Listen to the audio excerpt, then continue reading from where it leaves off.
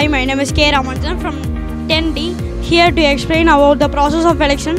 My project number is 1014. So first we can see what is meant by election. The election means we are electing a representative by voting. First, when we see here, when we are entering into a it happened in a government school. When we are entering to an election booth, we need to show our voter ID or identification card. For example, we can also show Aadhaar card, and after we would go to the polling officer too. He would give the identification mark on our left thumb. After he would give the voter slip. After getting the voter slip, we need to go to polling officer 3.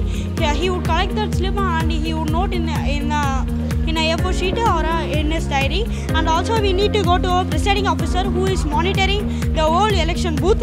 He would record what is happening in the polling booth in his diary, and he would press the ballot button. Afterwards only we can poll our election. We can poll our votes. After when we are leaving out, the other person are able to come inside. According to Article 144, 4 persons are only allowed to the election booth, and it is necessary to keep a restroom and drinking water facilities. And also we need to give ramp facilities for the physically disabled challenge, differently able to challenge people. So this how looks the election voting machine.